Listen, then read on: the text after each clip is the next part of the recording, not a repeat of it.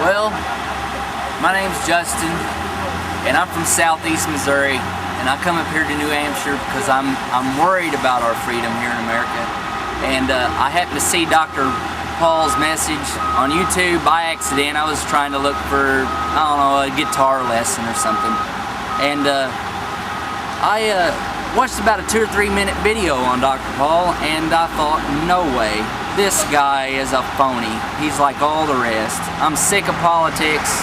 I don't think I'll ever vote again. And I wasn't going to.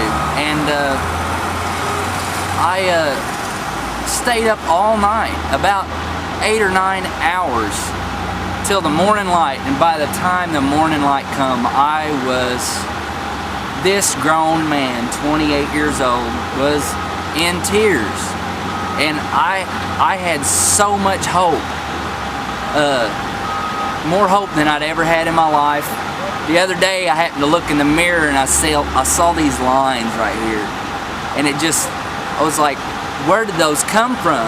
And I thought about it, and I have smiled more in the past 6 or 8 months. I've had so much hope come into my life that it's just been, oh, it's been a godsend. And I have smile lines, and I've smiled more in these 6 or 8 months than I did the rest of my life combined.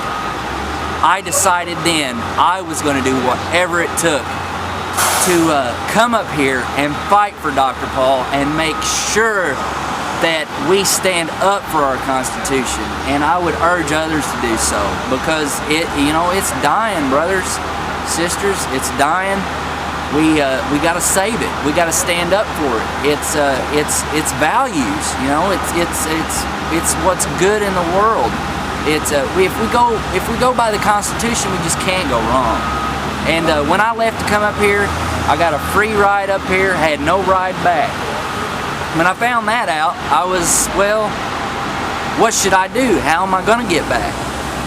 And I talked to my wife about it, and after about 10 minutes or so of thinking about it, I said, no, I'm going anyway. I don't know how I'm going to get back home. I recently became unemployed, and but I decided to go anyway. I come on faith, and I did that, and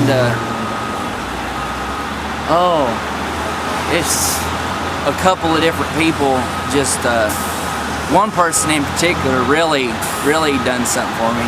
It's just come up to me and offered to give me this money, and told me that they, God of all people, had laid it on their heart to give me this money. And at first I didn't want to take it, but after they said that, I felt obligated, and I bought my ticket home with that, and now I got a way home, and the rest is history. I'm here, live free or die, baby. Now, yeah. What do you do for a living? I did work for Briggs & Stratton Corp, and they've recently jumped on the NAFTA bandwagon. They've opened 2 plants in China, one in Indonesia, past couple years, and I recently got fired, and it was kind of wishy-washy how they done it, and it was like, has to be either 1 or 2 reasons. It was either all the Ron Paul stickers I put on my toolbox the 1 week before I got fired, or just the NAFTA thing. They got just a choice couple of plants left here in the United States, and they keep wanting to go overseas like so many companies nowadays, and either way, I got to do something. I got to do something because it's wrong, and I don't believe in NAFTA, and it's hurt our country, and it's hurt the lower middle classes, the working people of this nation, and we got to stand up and do something.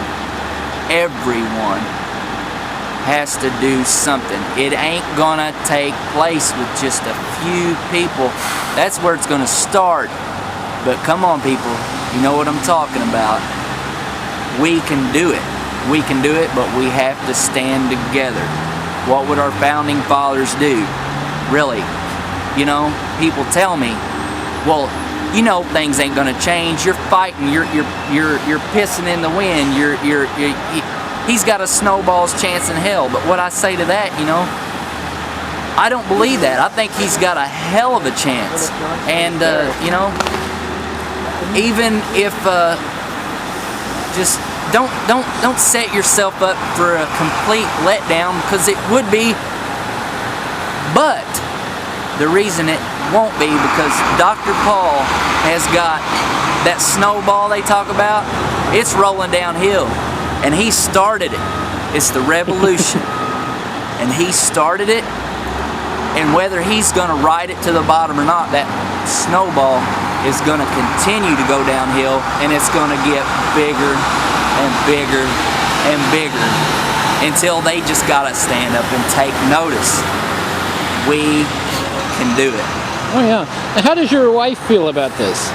Same way I do. I'm very lucky. I'm very lucky. She's back home, keeping the home fires burning.